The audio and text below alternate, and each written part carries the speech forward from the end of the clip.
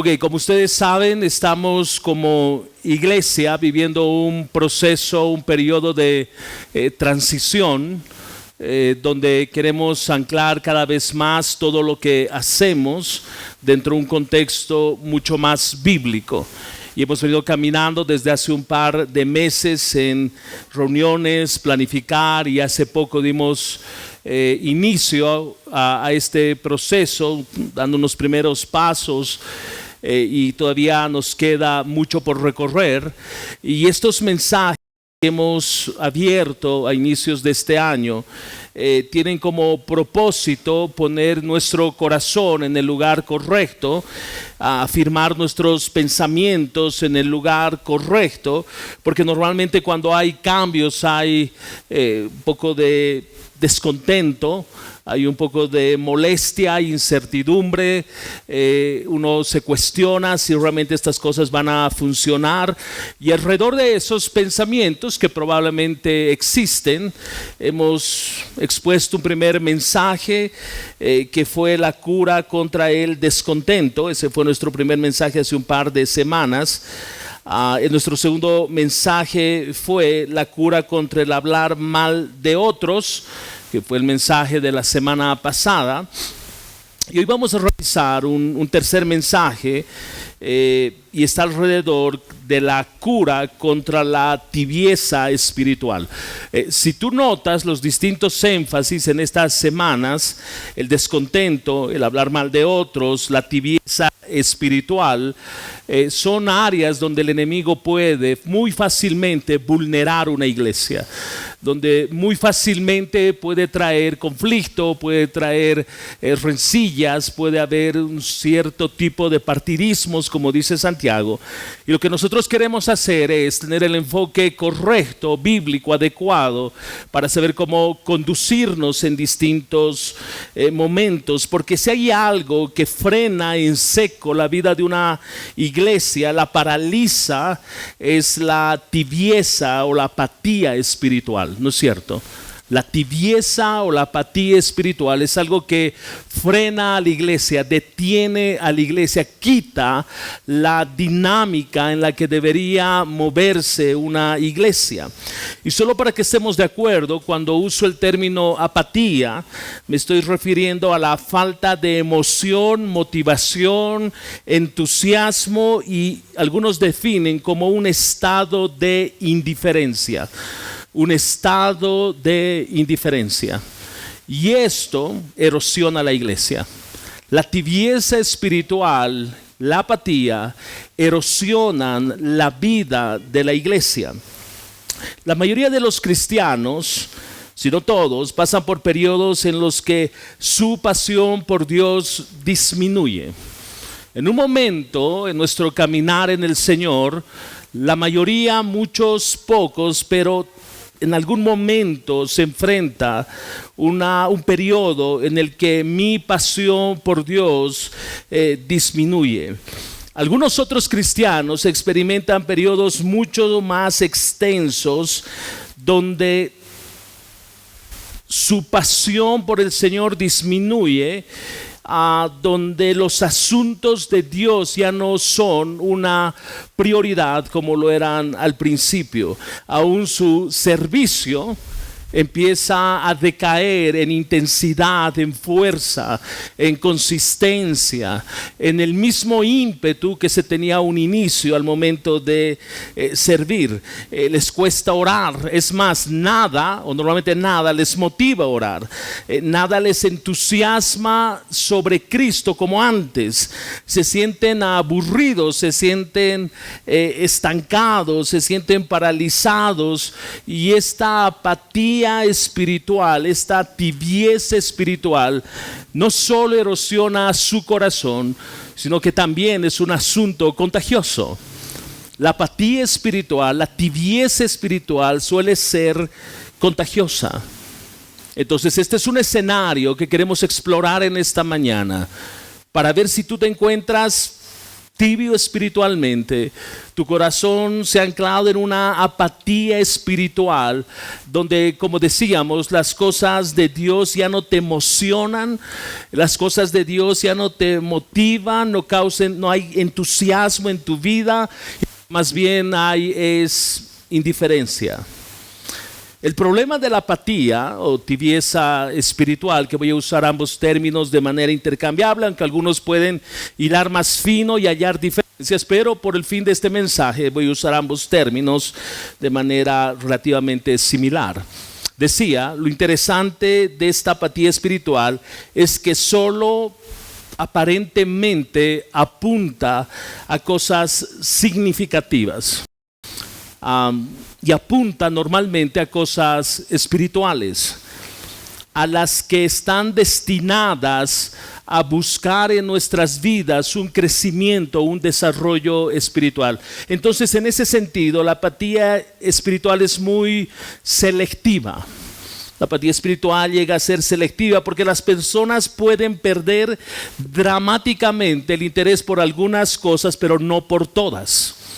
Cuando tú sientes que estás perdiendo interés, deseos, motivación, entusiasmo por las cosas de Dios, considera la posibilidad de que estás caminando en un terreno de tibieza espiritual o apatía espiritual.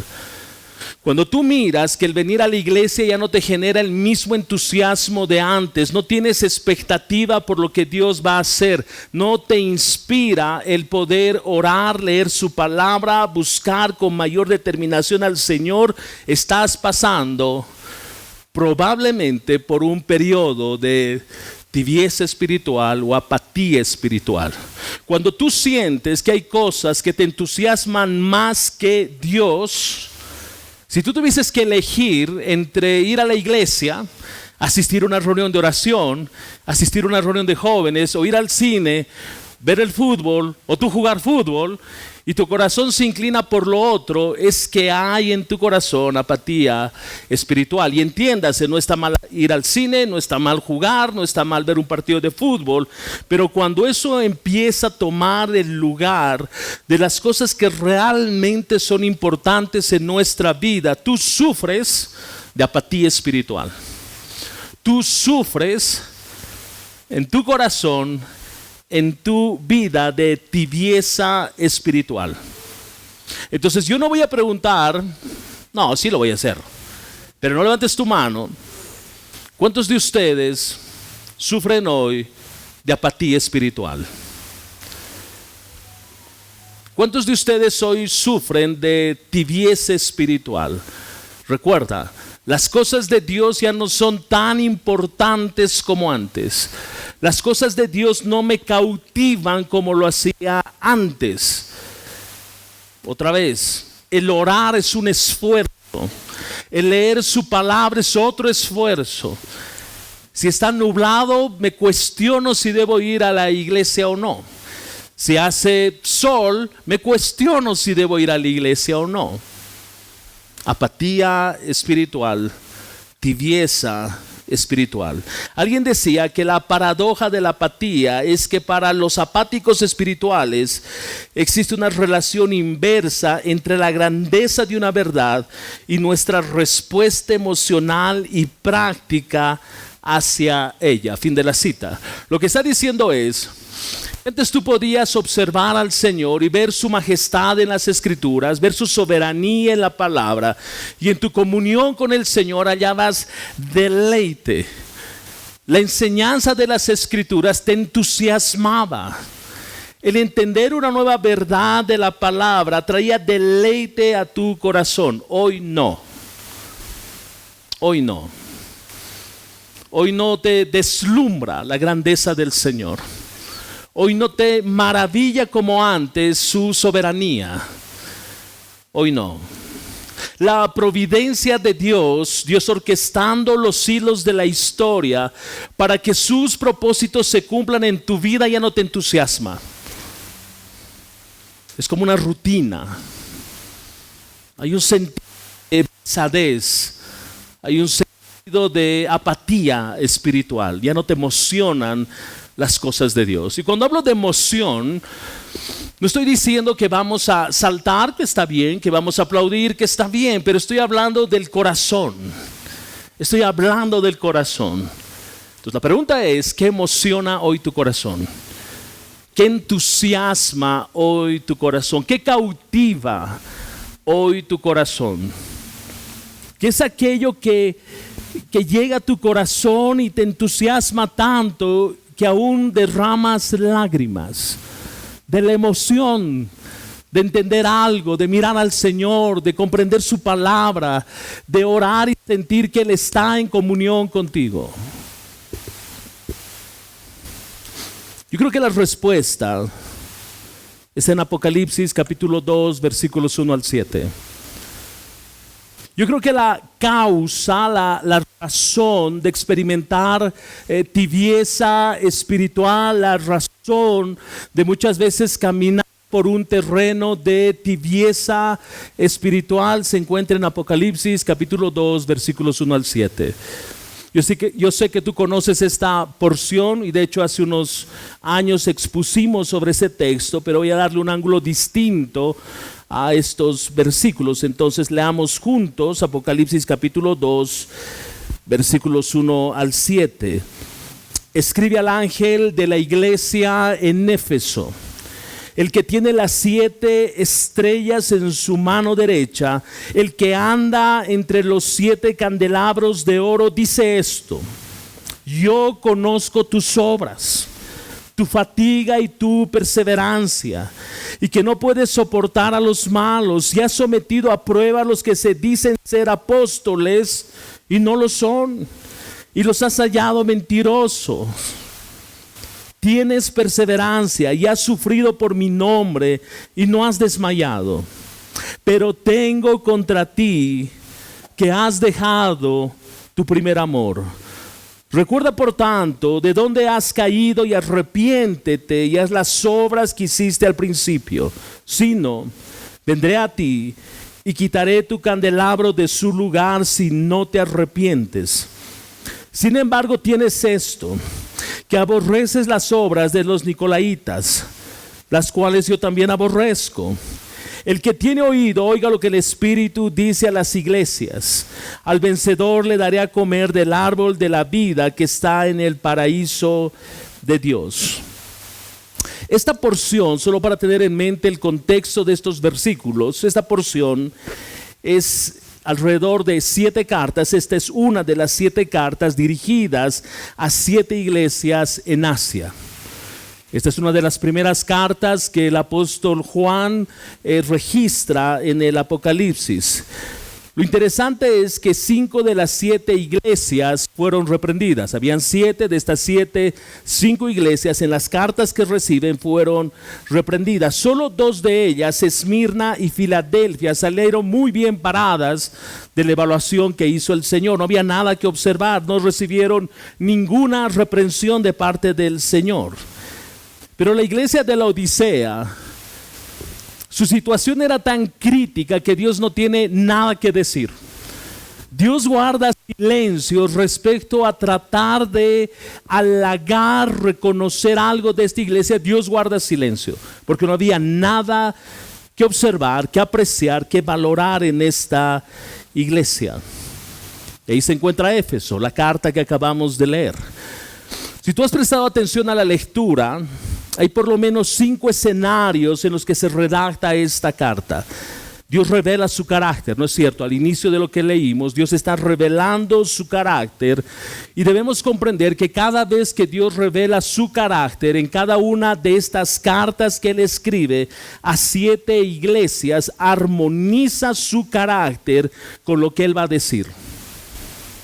Él va a hablar de su carácter con relación a lo que está viviendo esta iglesia. Segundo, les dice aquello que hicieron bien. Tercero, señala y reprende aquello que está mal. Cuarto, les hace una advertencia. Y quinto, al final de la carta les da ánimo. Entonces vamos a caminar sobre estos 5 aspectos, 5 puntos alrededor de lo que acabamos de leer. Recuerda que la ciudad de Éfeso era una de las ciudades más importantes en su época, era una de las ciudades más poderosas del Imperio Romano. Y esto llegó a tal punto que el emperador o los gobernadores trasladaban su sede, su lugar de administración a Éfeso, por lo que representaba Éfeso en aquella época. Para muchos historiadores, esta ciudad tenía un gran poder económico, no dependía de nadie. No dependía ni de Roma, por eso llegó a ser una ciudad muy importante. En esta ciudad se encontraba uno de los templos reconocidos por la historia como de los más extraordinarios en infraestructura, y en el tiempo fue reconocido como una de las 7 maravillas del mundo. Se encontraba acá, se encontraba en Éfeso. Pero Éfeso también era el centro de la adoración de la diosa Artemisa o la diosa Diana, que era conocida como la diosa de la fertilidad. El templo no solo era para esta diosa, sino que era o funcionaba como una especie de banco para todos los que se movían en el mundo mediterráneo. El templo también era un lugar de delincuentes. Era un lugar de delincuentes. Era un lugar donde la prostitución alrededor del templo se encontraba. Habían sacerdotes, habían músicos, habían bailarines, habían adoradores frenéticos, es como lo describe Josefo. Este era el templo de Éfeso. Dentro de este templo y alrededor de este templo también se levantaban las imágenes de aquellos hombres que eran reyes o gobernadores para también ser adorados. En esta población, Éfeso, se encuentra la iglesia a la cual Jesús mismo escribe. Porque debo entender que la carta que él escribió es real, que esa iglesia es real, y lo que vivió esa iglesia también fue real. No es un asunto como ilustrativo, no, es un asunto absoluto real. Observa conmigo, solo para tener un poco más de detalles, Hechos capítulo 19, versículos 17 al 20. Hechos capítulo 19, versículos 17 al 20. Si estás tomando notas, registra todo aquello. Voy a enfatizar solo el versículo 20 por un tema de tiempo. Así crecía poderosamente y prevalecía la palabra del Señor. Este texto es importante porque esto es lo que estaba sucediendo en Éfeso. En Éfeso, en medio del contexto que acabo de describir, el evangelio crecía poderosamente y prevalecía. Esto estaba sucediendo en Éfeso. No pierdas de vista lo que hemos leído respecto a la carta que Jesús manda a esta iglesia. En Hechos capítulo 19, versículo 10, el texto nos dice: esto continuó por 2 años, la predicación por toda Asia, y teniendo como punto central o eje de movimiento de la evangelización en Asia. Dice el texto, esto continuó por 2 años, de manera que todos los que vivían en Asia oyeron la palabra del Señor, tanto judíos como griegos. ¿Notas el detalle de que el impacto que generó la predicación, las misiones en Asia, predicación del evangelio? ¿Notas el impacto? Todos llegaron a escuchar, tanto judíos como griegos, todos ellos oyeron la palabra del Señor. No pierdas de vista. Y la iglesia se encontraba en la ciudad de Éfeso. Entonces veamos este primer aspecto. Dios revela su carácter y esa revelación armoniza con lo que Él va a decir a la iglesia de Éfeso. Observa conmigo el versículo 1. Escribe al ángel de la iglesia en Éfeso, el que tiene las 7 estrellas en su mano derecha, el que anda entre los 7 candelabros de oro, dice esto. Tal vez las preguntas para nosotros son: ¿qué son esas 7 estrellas? ¿Qué son los 7 candeleros de oro? No sé si tienes la misma pregunta, pero yo me hice la misma pregunta y la respuesta está en el capítulo 1 de Apocalipsis, versículo 20. Apocalipsis capítulo 1, versículo 20. Dice: las 7 estrellas son los ángeles de las 7 iglesias, y los 7 candelabros, son las 7 iglesias.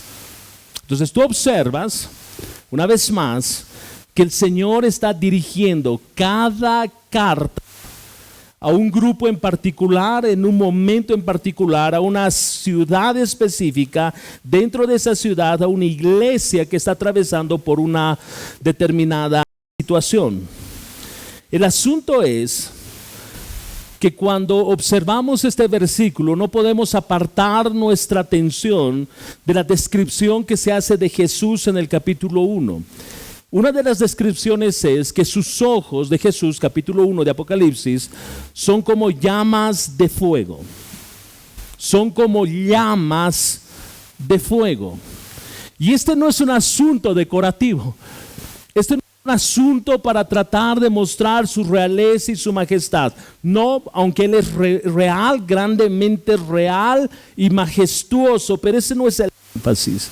El énfasis al momento de decir que sus ojos son como llamas de fuego es que su mirada es penetrante. Nada se escapa del escrutinio de sus ojos. Nada. Él conoce y sabe absolutamente todo con precisión. A Dios nadie le tiene que contar nada. Nadie tiene que acercarse a Él y decirle: Dios, ¿sabías? Él lo sabe todo. Tu vida la conoce en detalle. Tus pensamientos no son ocultos delante del Señor. Las intenciones, deseos, motivaciones de tu corazón están bajo su mirada penetrante y bajo el escrutinio de sus ojos. Éfeso está en problemas. La iglesia de Éfeso está en problemas. El Dios soberano está mirando esta iglesia y nada va a pasar por alto. Nada. Ahora piensa en esto. El mismo Señor Jesús, en su soberanía, en su gloria, descrita en Apocalipsis capítulo 1, es el mismo Dios que mira tu vida y mira la mía. Sabemos dentro de nuestro léxico, cuando alguien se acerca a otra persona y le dice: hey, ¿cómo estás? ¿Todo bien? Sí, todo bien, todo tranquilo, pero por dentro estás hecho pedazos.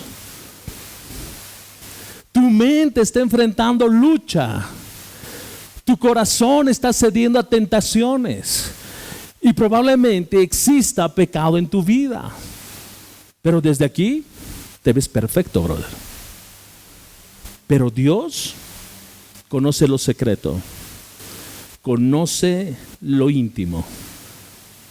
Yo espero que esta realidad, que sé que tú la conoces, no solo sea un recordatorio, sino más bien nos lleven a sentir un temor reverente por saber que todo el tiempo vivo bajo la mirada atenta, bajo la mirada penetrante del Dios soberano.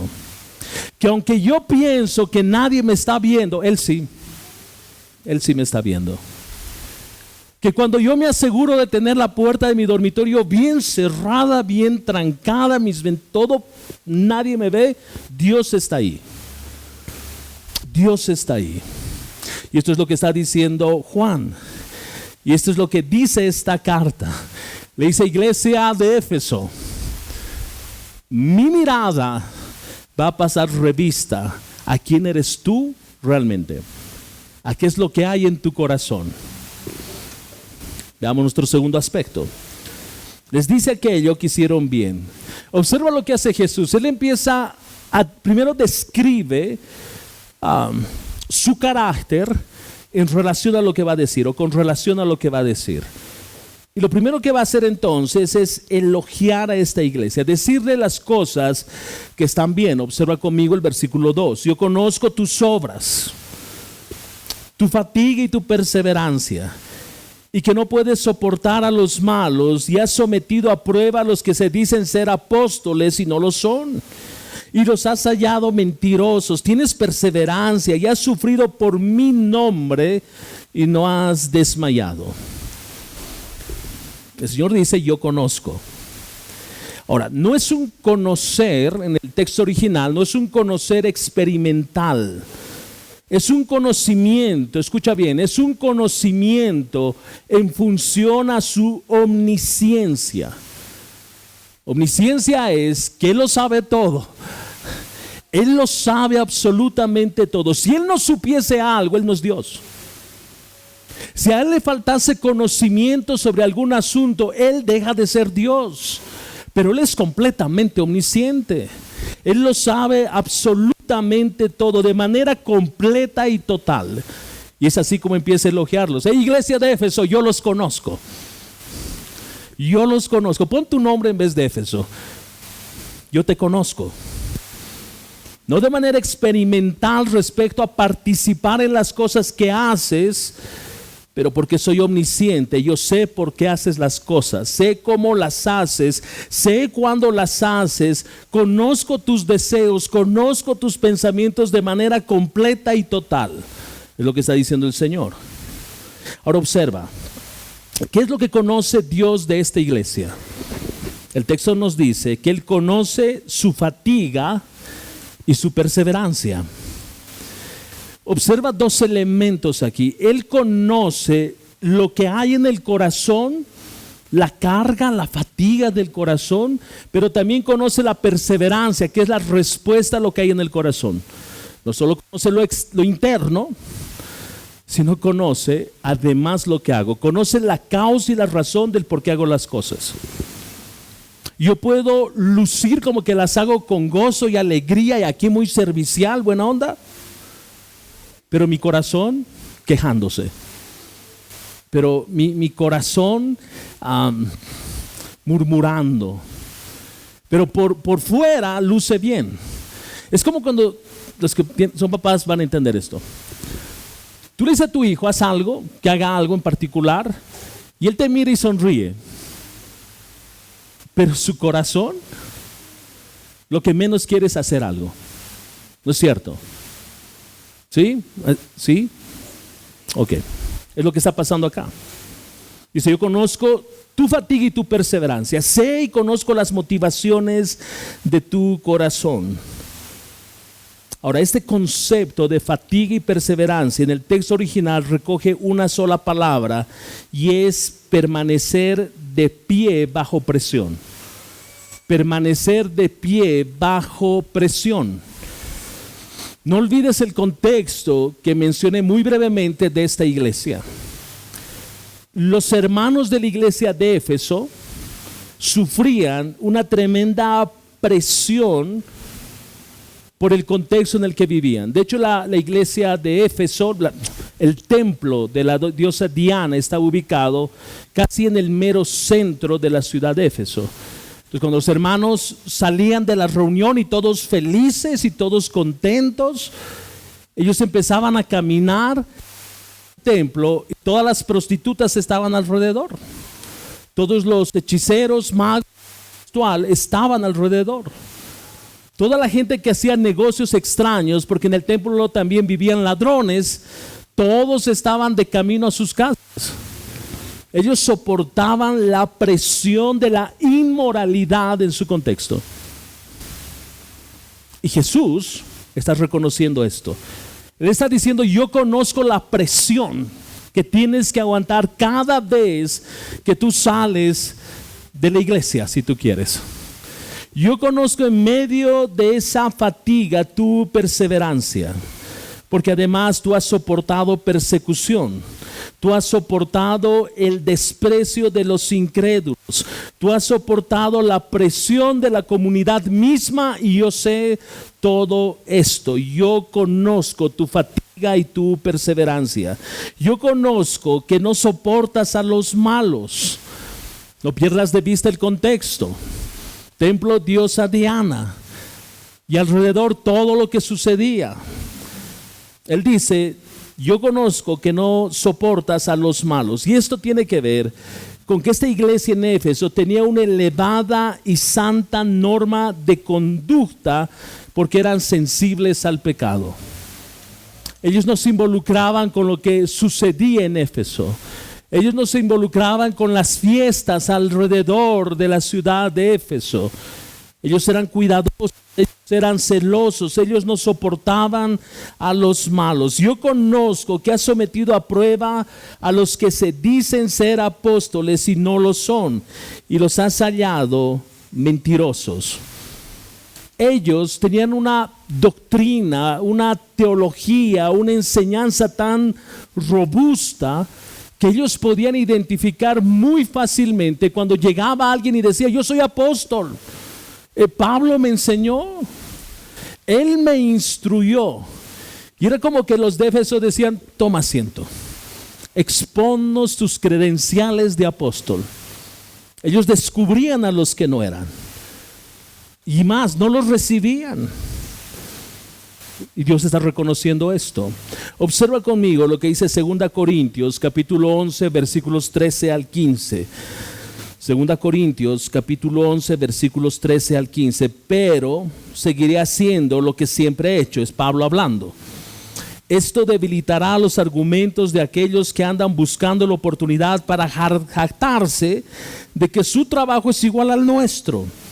Estos individuos son falsos apóstoles, son obreros engañosos que se disfrazan de apóstoles de Cristo. Pero no me sorprende para nada. Aún Satanás se disfraza de ángel de luz. Así que no es de sorprenderse que los que los sirven también se disfracen de siervos de la justicia. Al final recibirán el castigo que sus acciones perversas merecen. ¿Notas lo serio de lo que está hablando entonces Juan en Apocalipsis y lo que dice Pablo en estos versículos? Que estos hombres, estos falsos maestros, estos falsos apóstoles lucen como Satanás. Es lo que está diciendo.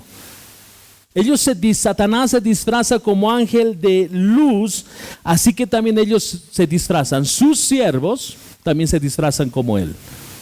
Y esto es lo que la iglesia de Éfeso reconocía. Reconocía a los falsos apóstoles y reconocía a los falsos maestros. 1 Timoteo 6:5, individuos como estos siempre causan problemas. Falsos apóstoles, falsos maestros, dice Pablo a Timoteo, estos hombres siempre causan problemas, tienen la mente corrompida y le han dado la espalda a la verdad. Para ellos, escucha bien, mostrar sumisión a Dios es solo un medio para enriquecerse. No es nada nuevo. No hay nada nuevo en lo que Pablo está escribiendo a Timoteo. Hace más de 2000 años, no hay nada nuevo. Porque hoy tú miras hombres que aparentemente tienen una vida sometida a Dios, pero Pablo dice, usan ese medio para enriquecerse. Sucedió en la época de Pablo, sucede hoy. Volviendo a Apocalipsis. Jesús, en su carta, está elogiando a esta iglesia como hemos observado. Pero también reconoce que la causa o la razón por la que esta iglesia de Éfeso hacían lo que hacían es por amor de mi nombre, dice Jesús. Todo lo que han hecho es por amor de mi nombre. La motivación, la razón por la que hicieron esto es porque me aman. Y lo hicieron sin desmayar. Ustedes perseveraron sin desmayar. Y en el versículo 6 de nuestro texto dice lo siguiente: pero tienes esto, que aborreces las obras de los nicolaitas, las cuales yo también aborrezco. Y es interesante la observación de Jesús en su carta, porque no solo había un sentido de descubrir enseñanzas erróneas de aquellos que se llamaban apóstoles o de falsos maestros que podían llegar a la iglesia en Éfeso, sino que también habían aprendido a discernir, observar, descubrir ciertas enseñanzas que podían filtrarse a título de libertad cristiana. Porque esto es lo que está sucediendo. Los nicolaitas, si bien no se conoce con claridad su origen, pero las enseñanzas de este grupo era empujar a los creyentes hacia la inmoralidad sexual, hacia la maldad y a comer cosas sacrificadas a los ídolos.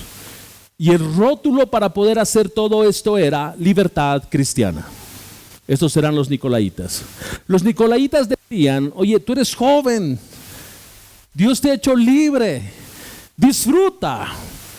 Si puedes tener relaciones antes de casarte, tranquilo, Dios es lleno de gracia y de amor. Las regaste, te acercas, pides perdón y el Señor te perdona. Tienes libertad. La iglesia de Éfeso dijo: no, eso no es libertad. Eso es esclavitud. Eso es pecado. Y ellos podían distinguir estas enseñanzas. Y el Señor dice: lo hacen bien y lo hacen por amor a mí. Notas que hoy gran parte de la iglesia, el mismo sistema, a título de libertad, permiten que la iglesia entre en concesiones con el mundo. Sí. Sí. Notas que a título de esta libertad cristiana se diluye el estándar de santidad. Es que si no lo hago me quedo sin amigos. Es que si no hago esto, ¿qué van a decir de mí? Tengo que ser parte del equipo de la oficina. Estas cosas me ayudan a involucrarme. Y la respuesta de la iglesia en Éfeso era: no. No iban a negociar la santidad. No iban a negociar el nombre de Dios. Entonces, todo esto que Dios describe o halaga de esta iglesia es lo que luego le lleva a Jesús a hacer una afirmación que uno diría: pero no tiene sentido, porque tú estás halagando estas cosas que hacen bien y viven de esta forma y descubren a falsos apóstoles, maestros, levantan en alto el estándar de santidad, de integridad, de pureza, reconocen a estos infiltrados nicolaítas que buscan promover dentro de la iglesia una falsa libertad cristiana.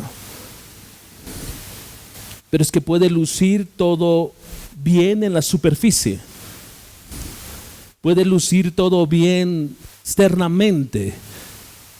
La fachada puede ser adecuada, pero no olvidemos que los ojos de Dios son como llamas de fuego, la descripción de Apocalipsis 1, una mirada penetrante que escudriña el corazón.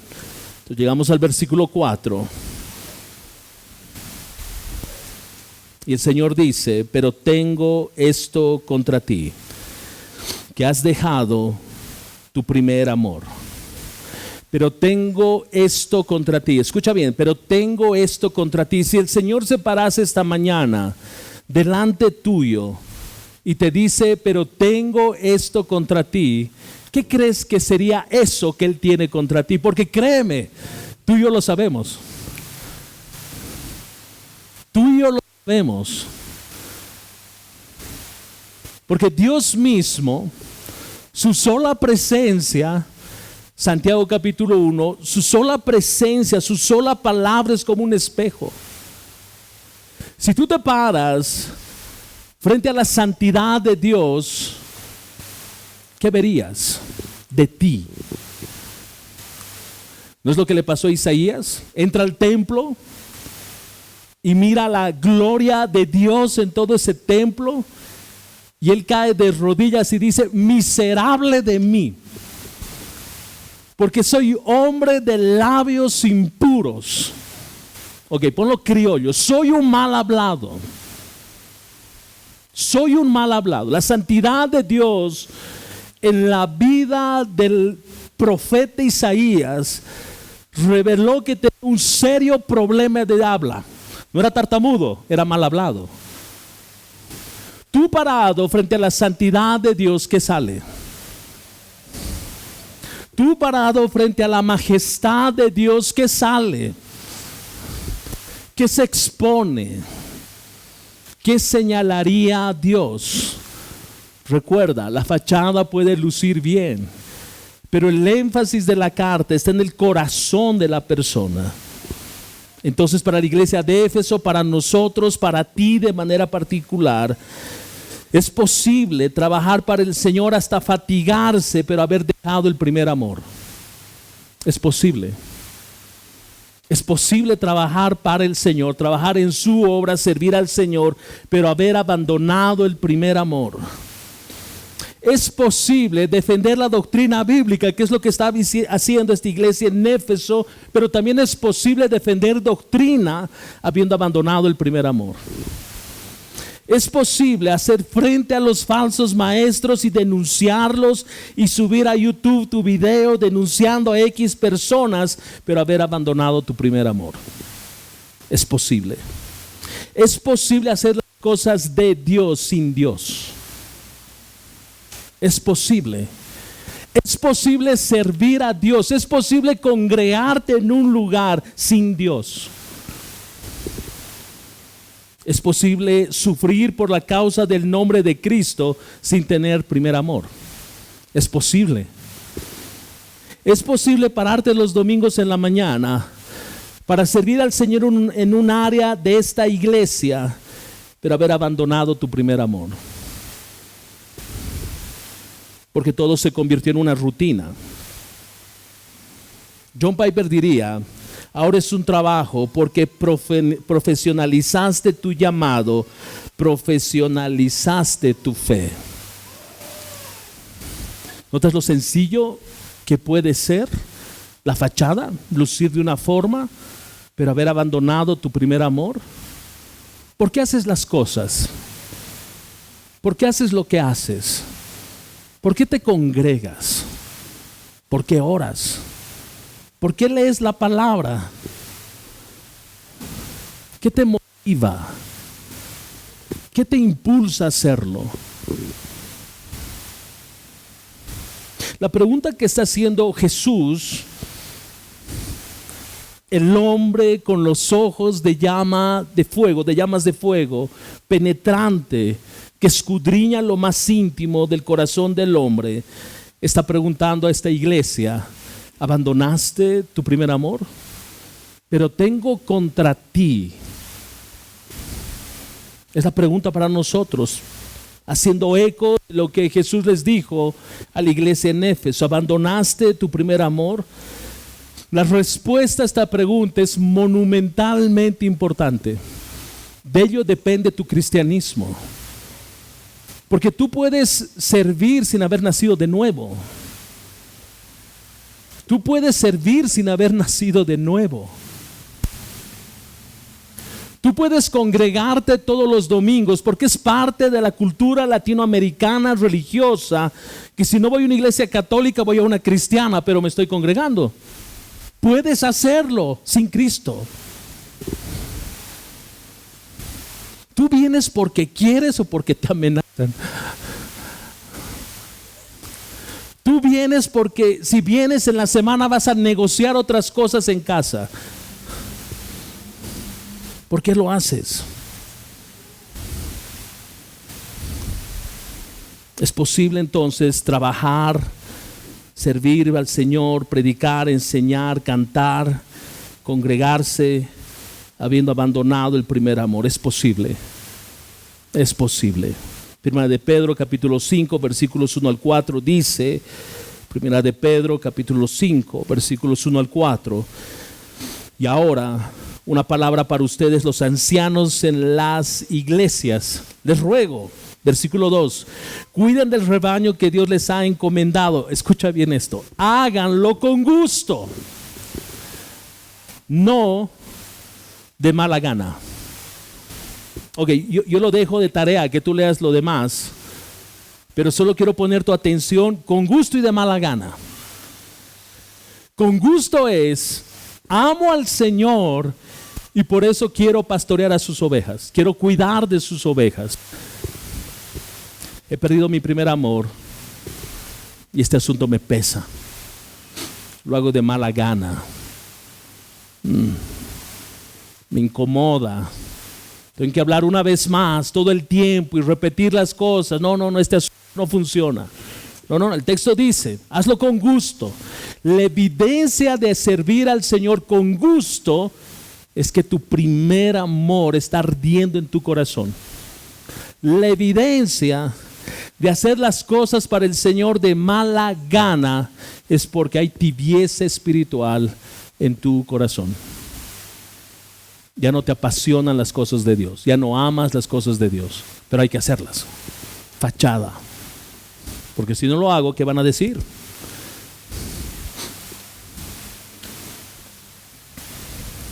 En Deuteronomio, capítulo 6, versículos 4 y 5, y Jesús haciendo esto, de este texto de Deuteronomio, un eco en el Nuevo Testamento. Tú hallas en Marcos capítulo 12, versículos 28-30, lo mismo que en Deuteronomio 6, sé que te tengo correteando en la Biblia. Deuteronomio capítulo 6, versículos 4 al 5, y Marcos capítulo 12, versículos 28-30, es la misma idea. Es Jesús haciendo eco de lo que se habló en Deuteronomio. Pero Jesús añade algo en Marcos capítulo 12, versículos 28-30, que no se encuentra en Deuteronomio. Escuche esto. Escucha, oh Israel, el Señor nuestro Dios es el único Señor. Ama al Señor tu Dios con todo tu corazón, con toda tu alma y con todas tus fuerzas. Eso es Deuteronomio. Marcos, Jesús añade, con todo tu corazón, con toda tu alma, con toda tu mente y con todas tus fuerzas. Observa entonces que el llamado del Señor para nosotros básicamente se resume en amarlo con todo lo que somos. Amarlo con todo mi corazón, con toda mi alma, con toda mi mente y con todas mis fuerzas. Nuestra mente, dice el Señor Jesús en Marcos, debe ser instruida para amar al Señor. Nuestra mente debe ser instruida para amar al Señor. Mi mente debe estar involucrada en el proceso de amar al Señor. Esto significa que mi corazón y mi mente deben sentir deleite por las cosas de Dios. Mi corazón y mi mente deben amar al Señor. Deben hallar deleite en su palabra. Deben hallar deleite en congregarse. Tú vas a estar de acuerdo conmigo en que el campo de batalla para el creyente es su mente. Yo sé que tú estás pensando ahorita y dices, es 11:30, ¿qué vamos a almorzar? Y hoy se me antoja un chicharrón. Yo sé que tú estás en eso, no todos. Estás pensando, se le ha hecho largo ya el mensaje. Te ríes porque es verdad. Tu mente y mi mente necesitan ser instruidas. Nuestra mente debe aprender a enfocarse en las cosas de Dios. Pero escucha bien. Cuando mi corazón aprende a deleitarse en las cosas que deleitan a Dios, el fuego del primer amor en mi corazón se mantiene vivo.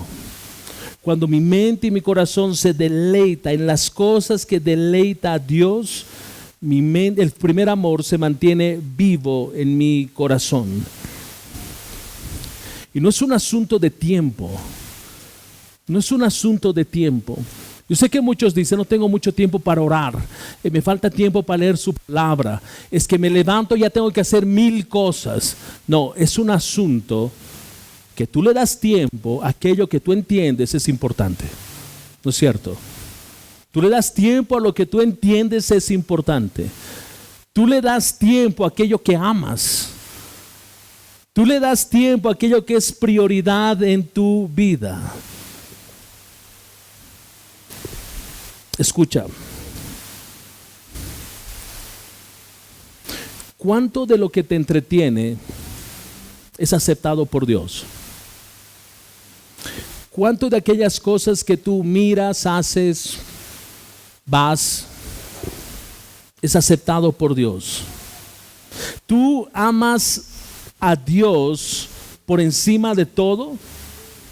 Yo sé que todos diríamos sí, por supuesto, pero déjame hacerte algunas afirmaciones para ver dónde estás.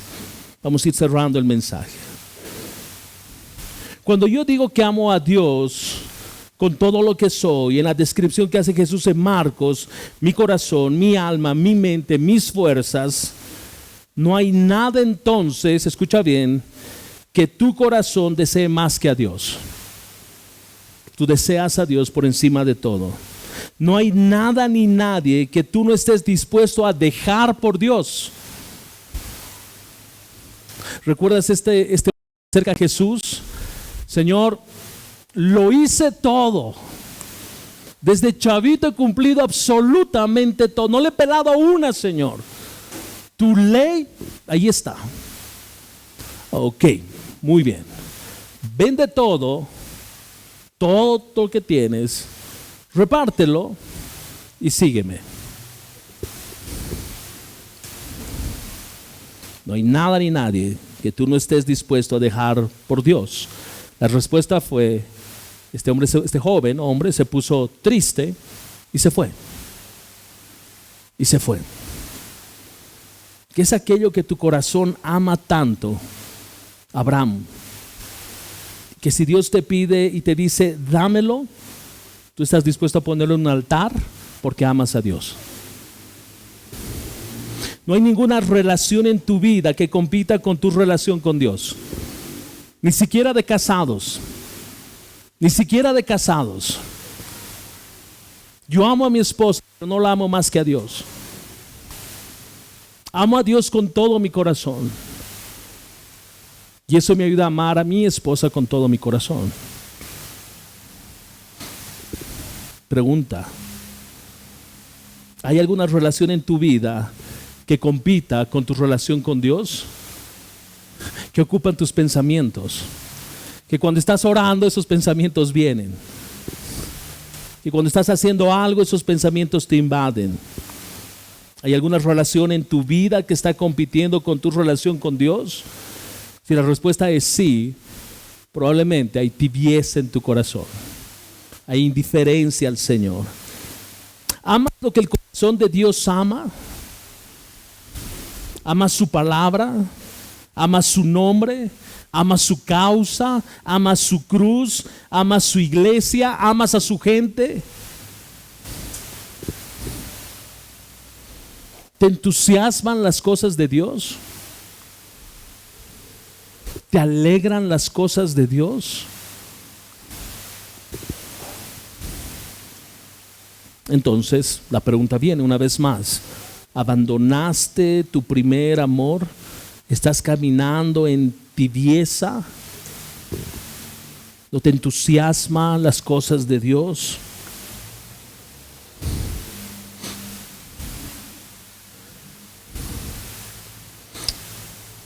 Permíteme avanzar con un par de preguntas más. Mi meta es abrumarte con las preguntas, de tal forma que tu corazón pueda ser cuestionado. Recuerda cómo empezamos el mensaje. Estamos viviendo un periodo de transición y hay cosas que debemos cuidar. Y un área que debemos cuidar es que lo que estamos haciendo se trata de Dios. Se trata de Él, se trata de su nombre. Se trata de que mi corazón es en el lugar correcto. Si no es así, mi corazón se va a erosionar. Y eso es contagioso porque erosiona el corazón de otros. Entonces, durante horas y hasta días, piensas poco o nada en Dios. Si tuvieses que ponerle un número, solo por tratar de ilustrar, de las veces que piensas en Dios en el día, sobre 10, ¿cuántas veces piensas? ¿Y cuántas veces piensas en aquello que compite en tu corazón por ser una prioridad? Las reuniones de la congregación te son una carga, te fatigan. No tienes un fuerte anhelo de pasar tiempo con Dios. Siempre hay algo que hacer. Estos son síntomas de tibieza espiritual. No tienes deseos de leer su palabra. La lees porque hay que leer, no porque te cautive. Pasar tiempo en oración es una carga, es una obligación. Tu adoración es seca, desprovista de vida, es mecánica. La oración y la adoración en tu vida privada es casi inexistente. Tu corazón hacia Cristo está frío e indiferente. No es sensible como antes. Hoy cedes muy fácilmente a la tentación. cedes muy fácilmente a priorizar otras cosas antes que a Cristo. Te preocupa más lo que los demás piensan de ti que aquello que Dios piensa y sabe de ti. Buscas agradar más a los demás que agradar a Dios. Tu servicio por Cristo y por los demás es motivado por un sentido de obligación, más que por gratitud y amor al Señor. Disfrutas canciones, películas, libros seculares, más que cualquier material que te acerque a Cristo. Y no es que está mal ver una película, no es que está mal leer un libro, pero en tu lista de prioridades no buscas cosas que sumen, que te ayuden a crecer en tu vida espiritual. No te duele el pecado, no te duele el haber pecado contra Dios. Pecar ya no significa mucho para ti, ya no es gran cosa, ya no te duele, no te carga. Has perdido el sentido de la santidad de Dios, por eso lo haces con tanta facilidad. ¿Qué ocupa entonces el primer lugar en tu vida? Si no es Cristo, indudablemente es algo más que va a ocupar el lugar de Cristo, y la palabra lo va a llamar ídolo, porque todo aquello que ocupa el primer lugar en mi vida, si no es Cristo, es algo a lo que voy a amar, es algo a lo que me voy a rendir, es algo a lo que le voy a dedicar tiempo, y por definición eso es un ídolo. Escucha la advertencia. Recuerda por tanto de dónde has caído y arrepiéntete y haz las obras que hiciste al principio. ¿Dónde se quebró? ¿Dónde se rompió tu comunión con el Señor? ¿En qué momento dejaste de ver a Dios como el amor que cautiva tu vida? ¿En qué momento dejaste de ver su santidad? ¿En qué momento dejaste de admirar su grandeza? ¿En qué momento te empezaste a deslizar hacia aquellas cosas que no son Dios? Porque el llamado para nosotros en esta mañana es: recuerda dónde has caído y arrepiéntete. Ese es nuestro llamado. Y resultado de aquello es: haz las obras que hiciste al principio. Esta palabra obras no se refiere a cosas mecánicas, manuales. Voy a ir a un ensayo, voy a ir a una reunión. No. Se refiere a la razón, a la causa, a la motivación de mi corazón por la que hacía esas cosas. Pero ¿dónde caíste? ¿Dónde caíste? El llamado es: recuerda y arrepiéntete. Recuerda y arrepiéntete.